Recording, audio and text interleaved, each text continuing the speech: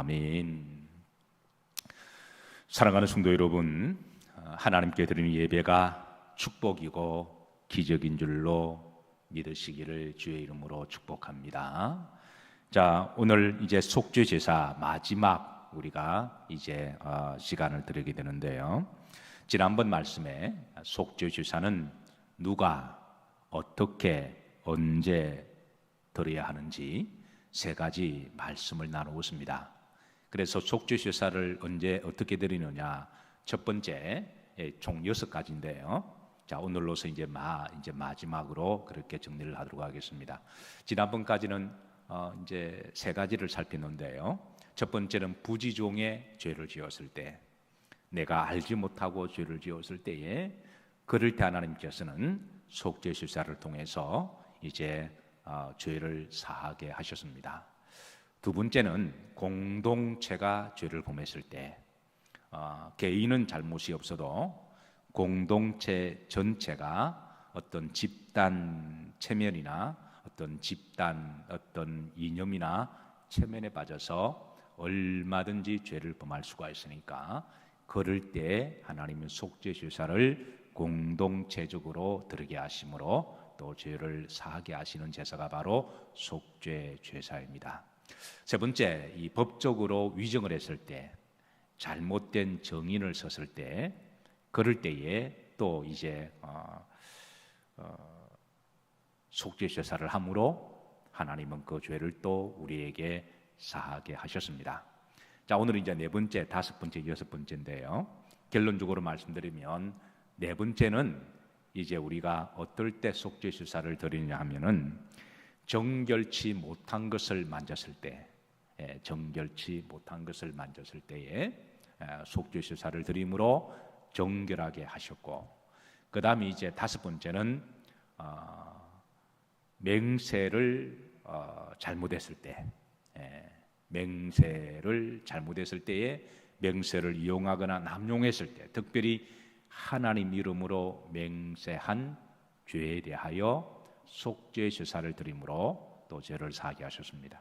마지막 여섯 번째가 말의 실수나 말을 잘못했을 때, 그 말로 인해서 또 사람들이 상처받고 또 불행한 일이 생길 수가 있잖아요.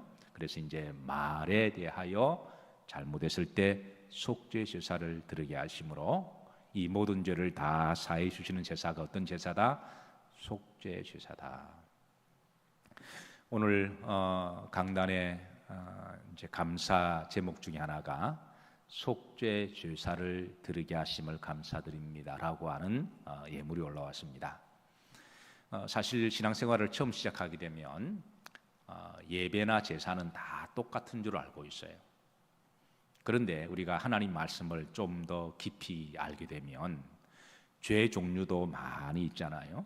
죄라고 다 같은 죄가 아니고 또 죄 종류가 많이 있듯이, 그래서 그 죄에 해당되는 제사를 하나님 앞에 올려드릴 때 하나님은 그 제사의 성격을 아시고, 그리고 우리가 하나님 앞에 제사를 드릴 때에 제사를 그 목적과 내용을 알고 드리는 것하고 그냥 뭐 아무 생각 없이 제사를 드리는 것하고는 본질적으로 그거는 차이가 있잖아요. 그래서 제사도 특징이 있습니다.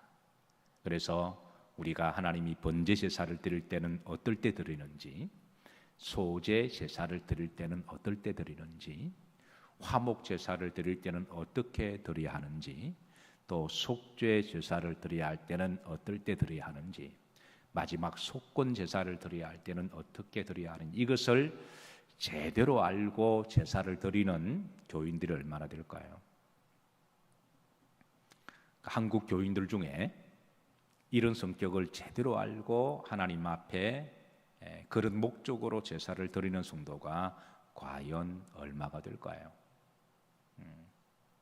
어쨌든 하나님께서 우리에게 그런 제사의 종류와 목적을 주셨으니까 우리 영일 성도님들은 이제 말씀을 통해서 거기에 해당되는 제사를 그때마다 올려 드리실 때에 하나님이 더 기쁘시게 그 목적에 맞는 제사를 받아 주시리라고 믿습니다. 예. 다음 이제 속건 제사를 드리는 제가 한번 쫙 다 간략하게 정리를 해드리도록 하겠습니다. 이제 속죄 제사는 이제 총 6가지 죄를 범했을 때 한다 그랬죠. 예. 첫 번째는 뭐 했을 때에 부지 중에 죄를 지었을 때에, 두 번째는 공동체에 어떻게 하다 보니까 공동체에 속해 있었습니다. 근데 공동체가 보니까 죄를 범한 거예요. 개인적으로는 괜찮았는데 그게 죄라고 생각하지 않은, 어떻게 보니까 그 공동체 속에 있다 보니까 죄를 범한 거예요. 이걸 이제 깨닫게 되었을 때에 하나님 앞에 속죄 제사를 하나님이 이제 제사를 드리면 용서해 주시겠다라는 거죠. 세 번째는 뭐 했을 때에 법적으로 위정을 했을 때에, 정의를 잘못 썼을 때에, 그럴 때. 네 번째는 부정한 것을 만졌을 때에. 다섯 번째는 하나님 이름으로 맹세를 남용하거나 거짓 맹세했을 때에. 여섯 번째는 말의 실수나 잘못했을 때. 요 6가지를 죄를 범했을 때는 하나님 앞에 어떤 제사를 드린다? 속죄 제사를 드린다. 그렇게 여러분 성격을 아시고 또 하나님께 맞는 제사를 드리시기를 주의 이름으로 축복합니다. 자, 오늘 우리가 봉독했던 레위기 5장 2절입니다. 5장 2절 3절에 보시면, 자, 정결치 못한 것을 만졌을 때에 속죄 제사를 드리겠는데요. 자, 여기에 이제 만일 누구든지 부정한 것들 그랬습니다. 그러니까 부정한 것들을 대표적으로 두 종류로 나눕니다. 첫 번째는 사체입니다.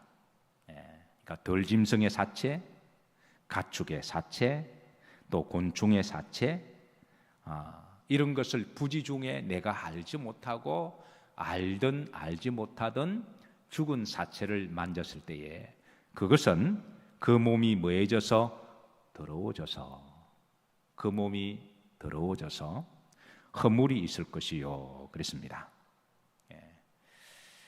자, 여러분, 왜 하나님께서는 죽은 사체를 만지지 말라고 하셨을까요?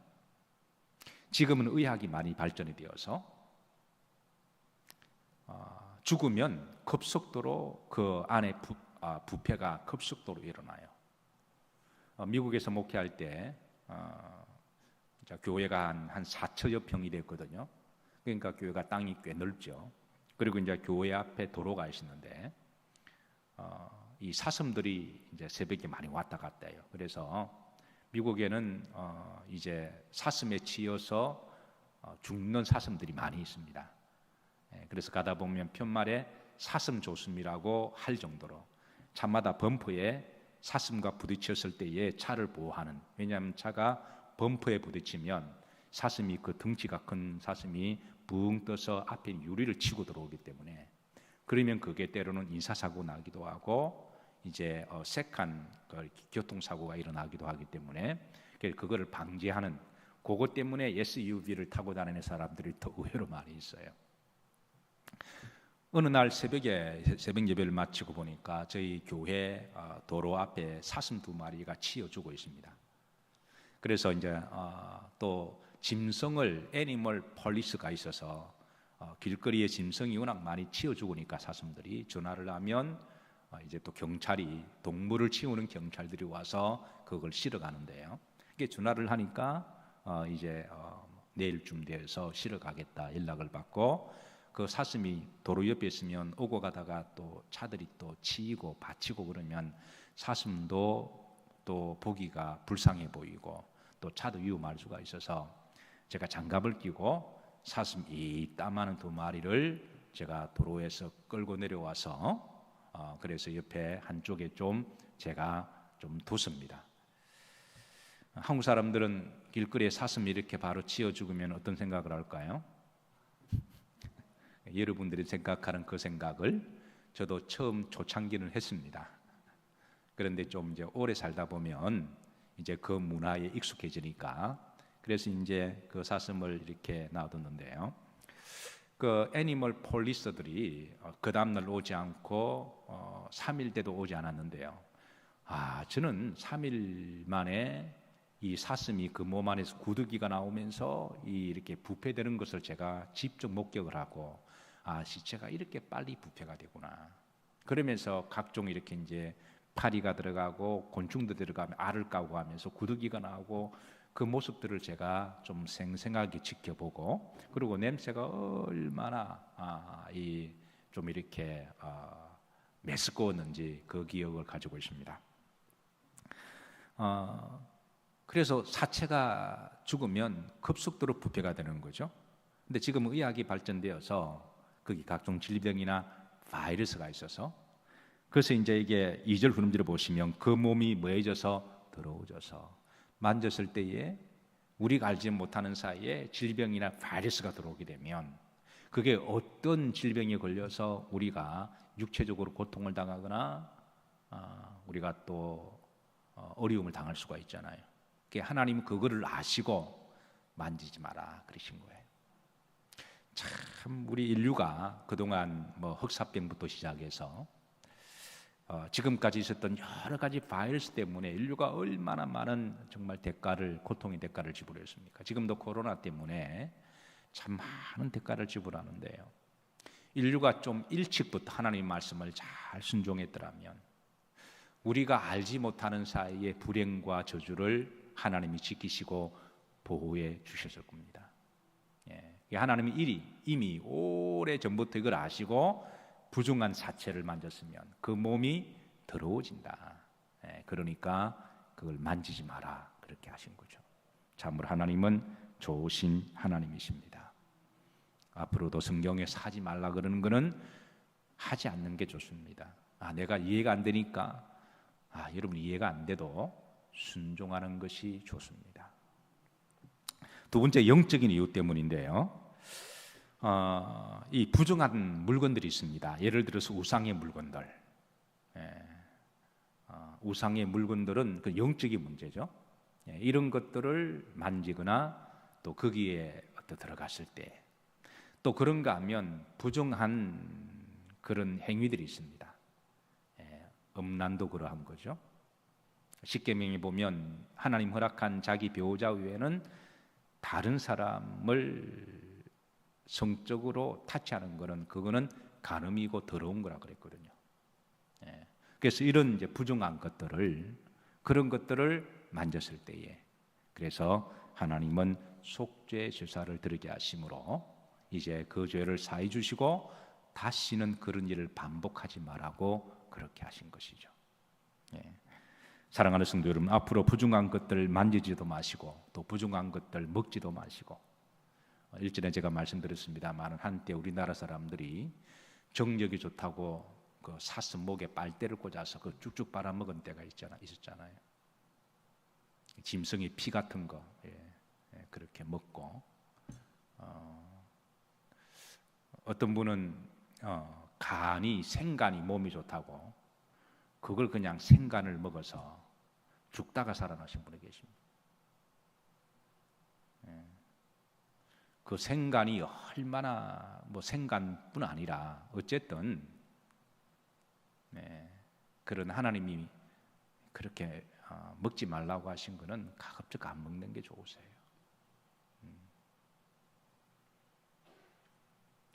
그리고 마시지 말라고 한 것들 안 마시는 게 좋습니다.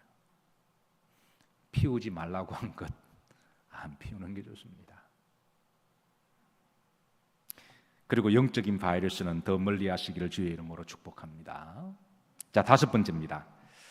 잘못된 맹세를 했을 때 속죄 제사를 드리게 하시는데요. 4절입니다. 만일 누구든지 입술로 뭐하여 맹세하여 악한 일이든지 선한 일이든지 하리라고 함부로 말하면 함부로 맹세하면 그 사람이 함부로 말하여 맹세한 것이 그랬습니다. 나중에 이제 말씀을 드리겠습니다만은 성경에는 맹세를 다른 말로 서원이라 그러거든요. 그러니까 거룩한 맹세, 정말 순수한 신앙의 어떤 고백적 의미에서 서원이나 맹세는 하나님이 기쁘시게 받으세요. 그러나 함부로 맹세하는 것은 이것은 자기 어떤 다른 의도를 가지고 자기 의를 드러내거나 또 상대방에게 맹세함으로 믿게 해서 상대를 속이기 위한 맹세라면 그거는 거짓된 거죠. 특별히 하나님 이름으로 맹세할 때 함부로 하지 말라는 거예요.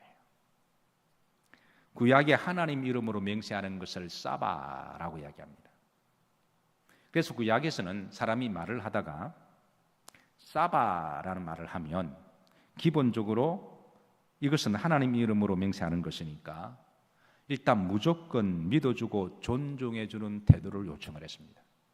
우리가 때로는 내가 진정성 있게 말을 하는데 상대가 그 진정성을 오해하거나 받아주지 않을 때 그렇다고 속을 확 꽈집어놓고 볼 수가 없으니까 그럴 때는 어쩔 수 없이 정말 내 말이 진실이고 하나님이 보실 때 거짓이 없으니까 내가 하나님 이름으로 내 생명보다 귀히 여기는 하나님 이름으로 내가 맹세하며 말하노니 할 때 사바라는 말을 씁니다.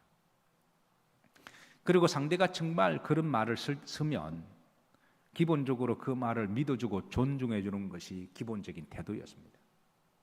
정말 그런 의도로 말을 한다면 그거는 그걸 믿어주고 그래서 오해는 풀면 되는 거예요.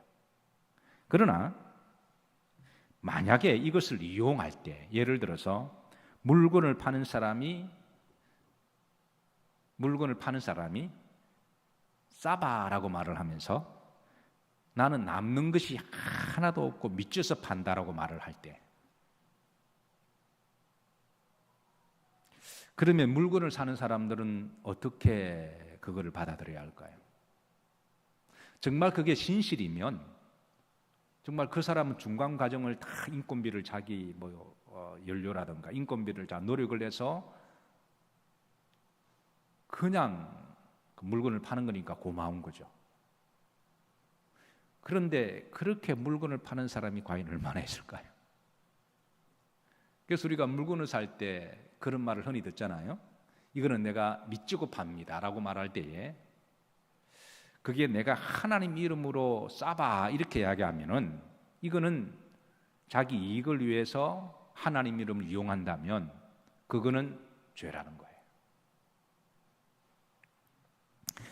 예수님 당시에도 이 맹세가 지나치게 남용과 유용이 되어서 당시 유대인들이 예루살렘 성전의 이름으로 맹세하는 사람들이 많았습니다. 그러니까 성전은 하나님이 거하시는 곳이잖아요. 그러니까 내가 성전을 두고 맹세하노니 어떤 사람은 하늘을 가리키면서 내가 하늘을 두고 이런 일들이 비일비재했습니다.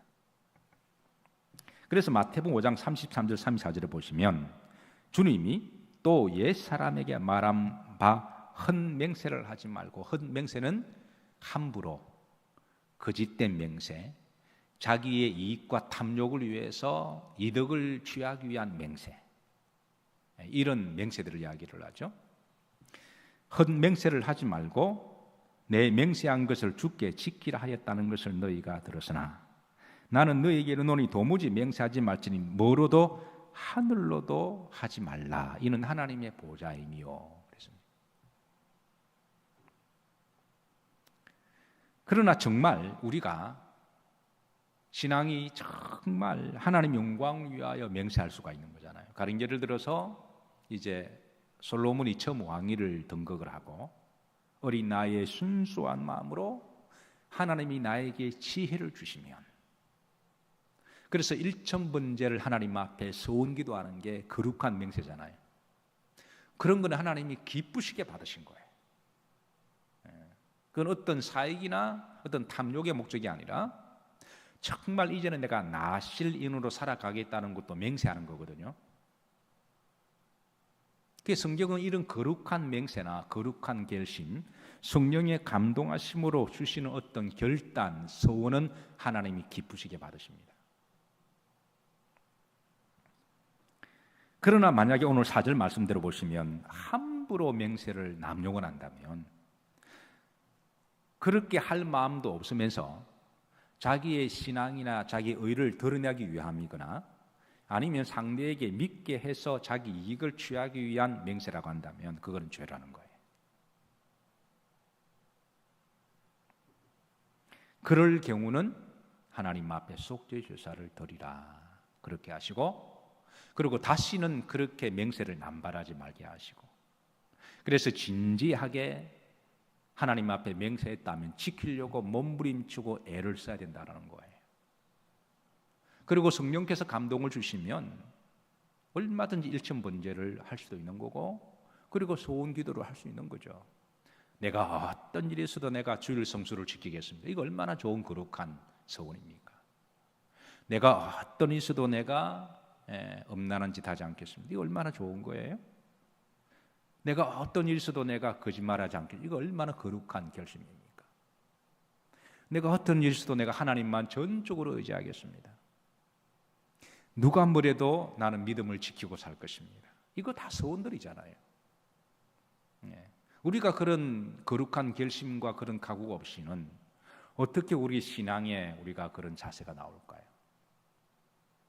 그래서 우리가 이 어려운 시기도 오늘 이 시간 하나님이 약속한 시간에 영상으로 예배를 드리던, 아니면 몇몇 성도가 성전에서 예배를 드리던, 아니면 지금 이런 모습이 너무 안타까워하면서 하나님 앞에 속히 성전 예배 회복을 위해서 간절히 기도하는 이유는 바로 그 예배에 대한 각자의 신앙 고백적 소원이 있기 때문에 그런 거잖아요. 그래서 저는 오늘 시대에 하나님 앞에 거룩한 결심과 소원이 많이 사라지는 시대에 저는 있다고 생각합니다. 저는 이런 시대에 우리 성도들이 거룩한 결심을 하나님 앞에 소원을 해서 그게 자신의 때로는 좀 굴레가 되기도 하지만, 그러나 그것이 우리를 경건하게 만들고 우리가 하나님의 백성을, 우리 정체성을 우리가 세워나가는 것 아니겠습니까? 그래서 주님께서는 헛된 맹세를 하지 말고, 그러나 거룩한 순수한 소원이라면 why not? 하라는 거예요. 그리고 그걸 지키고 몸부림치다 보면 나중에 그런 몸부림이 하나님 우리를 축복의 그런 열매를 주신다는 거죠. 자, 마지막입니다. 6번째, 잘못된 말을 한 자에 대한 속죄 제사인데요. 자, 이제 5장 4절입니다. 5장 4절 중반절에 보시면 부지 중에 말을 잘못했어요. 우리가 이제 말 중에 두 가지 잘못이 있을 수가 있는데요. 첫 번째, 이제 부지 중에 말을 잘못할 수가 있습니다. 이런 말을 바타라고 이야기합니다. 바타. 바타. 무심코 의도적이지 않게 말을 했는데, 근데 이제 지나가다가 돌을 던졌는데 그 돌에 개구리가 맞아 죽는 것처럼, 근데 그 말이 어떤 사람에게는 상처가 되고 칼이 되고 비수가 되고 고통일 수가 있잖아요. 그러니까 우리 모두는 이런 부분에 있어서는 가해자이기도 하고 피해자이기도 합니다. 우리가 지금껏 살아오면서 그냥 나는 툭 던진 말인데 상대에게는 그게 상처가 되는 말이 있을 수가 있잖아요. 또 상대가 나에게 툭 던졌는데 또 내가 혼자 그냥 삐지고 또 아파하던 경우가 있습니까? 없습니까? 많죠. 근데 나중에 알고 보니까 오해였고, 자, 그런 경우 하나님은 속죄 제사를 드리게 하심으로, 할 수만 있으면 우리가 말을 한마디 할 때에 그런 부분도 조심하게 하고 또 상대를 배려하라고 하시는 거죠. 자, 두 번째, 의도적으로 악한 말을 할 때입니다. 의도적으로. 이거는 상대를 모함하거나 모욕을 주거나 그 사람에게 상처를 주거나 그 사람을 무시하거나 죽이고 싶을 때, 이런 말은 어떤 경우는 칼보다 더 무섭죠. 때로는 이런 말 때문에 우울증에 걸리기도 하고 잠을 자지 못하기도 하고 극단적인 선택을 하는 그런 경우가 많습니다. 여러분, 역사적으로 보면요, 전쟁 때문에 죽은 사람이 많을까요? 말 때문에 죽은 사람이 많을까요? 전쟁을 하다가 팔 잘리고 다리 잘려서 자살하는 사람은 없습니다. 그냥 의족 붙이면서도 그냥 그렇게 살아가요. 그런데 온몸이 멀쩡한데 말 때문에 자살하는 경우는 우리가 많이 보잖아요.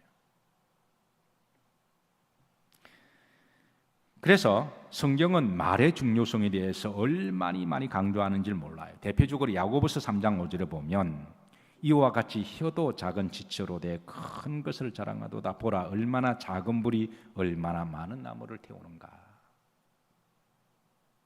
해마다 산불들이 일어나서 산 전체를 홀라당 다 태워버리거나 아니면 수백 년, 수천 년 된 나무를 다 태워버리는 그런 일들이 해마다 있습니다. 연초에 호주 산불이 호주의 3분의 1을 다 태웠다 그러죠. 그런데 그 조사를 해보니 호주 산불이 누가 버린 작은 불씨 때문에 시작됐다라는 거죠. 누가 담배를 버렸는데 담배 불씨가 남아 있어서 산을 홀라당 다 태워버리듯이 야고보 사도는 작은 불이 많은 나무를 태우듯이 때로는 이 말 한마디가 그 사람 전체 영혼까지도 다 태워버릴 수도 있다. 그렇게 우리에게 알려주고 있습니다. 6절에 보시면 혀는 곧 뭐요? 불이요.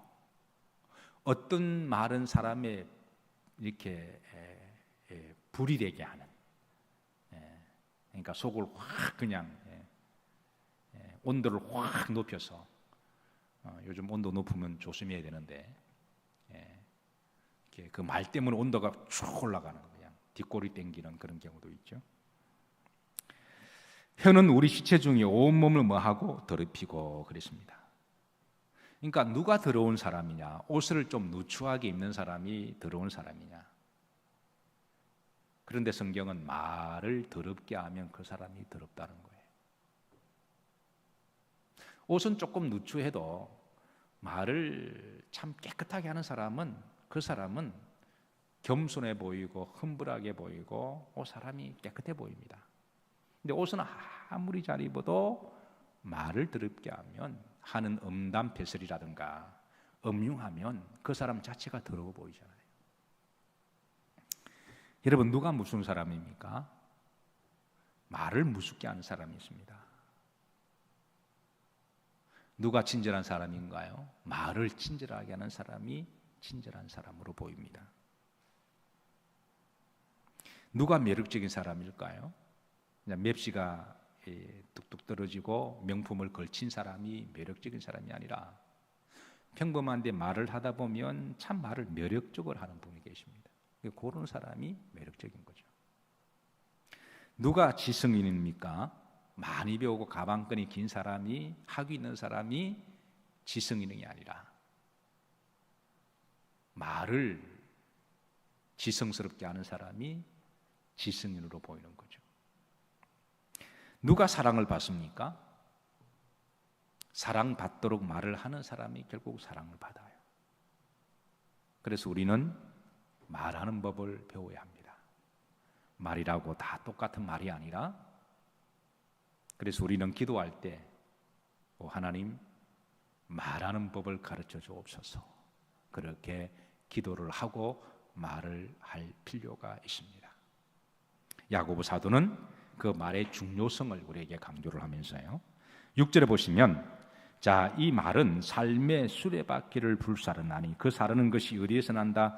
지옥불에서 난다. 이건 두 가지 의미인데요, 말 때문에 우리 속이 지옥이 될 수도 있다는 거예요. 말 때문에 말 때문에 가정이 지옥이 되고, 말 때문에 공동체가 지옥이 되고, 말 때문에 나와 너 사이에 지옥이 될 수가 있습니다. 두 번째 의미는 지옥불이라 그랬으니까 이거는 말에는 영성이 있어서 마귀가 말을 통해서 역사한다는 거예요.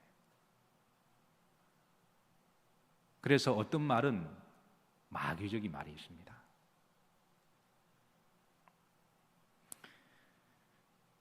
요즘 한국 사회가 이 말 때문에 안 그래도 어려운 시기에, 안 그래도 코로나 때문에 다들 힘들어하는데, 버겁게 살아가는데, 글을 쓰는 사람이든 못 쓰는 사람이든 그냥 이 사람 저 사람이 아무나 댓글을 올림으로 말미암아 말 때문에 더 갈등이 생기고, 말 때문에 더 상처를 받고, 말 때문에 더 지옥의 사회로 되어가는 것 같아서 너무 마음이 안타깝습니다.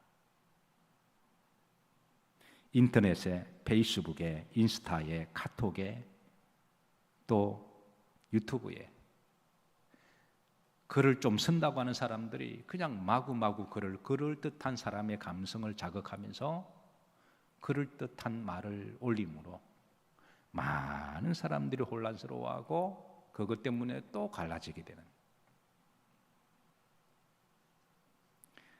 저는 제발 좀 댓글을 자제했으면 좋겠다 그런 생각을 합니다. 좀 글게나 쓴다고 하는 분들 제발 차라리 그냥 지금은 우리가 침묵할 때고 그냥 자숙할 때고 기도할 때가 아닐까요? 이런 점에 있어서 지금 우리 한국 교회는, 한국 사회는 하나님 앞에 속죄제사를 드려야 할 때입니다. 정말 공동체로 인해서 죄를 범할 수가 있고, 그리고 요즘 또 법적인 시비가 얼마나 많습니까?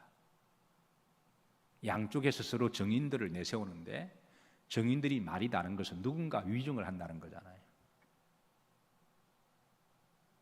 그리고 이 말 때문에 지금 얼마나 많은 어려움을 겪고 있습니까? 그러니까 제가 말씀을 준비하다가 한국 교회가 지금 속죄제사를 드릴 때다. 그런데 한국 사회가 이런 영적 의미를 알지 못하니까 죄를 짓고 있는데 무슨 죄를 짓는지도 모르고 있으니까, 부지종에 지은 죄도 모르고 있으니까 이걸 영적으로 아는 우리 그리스도인들이 먼저 중보자가 되어서 하나님 앞에 속죄제사를 드려야 할 때가 아닌가. 하나님 이렇게 가만히 보시고 속죄제사를 그럴 때 드리는 건데, 그 속죄제사를 드리는 교회가 어느 교회가 있는가 이렇게 보시다가 저는 우리 영일교회가 하나님 앞에 나라와 민족과 교회와 또 우리 자신을 포함해서 하나님 앞에 속죄제사를 드리는 교회가, 성도가 되었으면 좋겠습니다. 앞으로 하나님 앞에 우리가 각종 제사를 드릴 때에 그 제사의 성격을 여러분 잘 분별하시면서 하나님 앞에 제사를 올려드림으로 하나님이 그 제사를 기쁘시게 받으시고, 하나님이 제사를 받으시면 그곳에는 축복이 일어나고 기적이 일어납니다. 이 하나님의 축복과 기적이 제사를 통해서 일어나시기를 주의 이름으로 기도하고 축복합니다. 기도합니다. 하나님, 이 밤에 하나님과 약속한 시간에 성전에서 또 삶의 자리에서 예배드리는 예배를 받아 주옵시고, 특별히 속죄 제사를 올려드리옵나니 받아 주옵소서. 예수님 이름 받들어 기도하옵나이다. 아멘. 우리 찬양 예수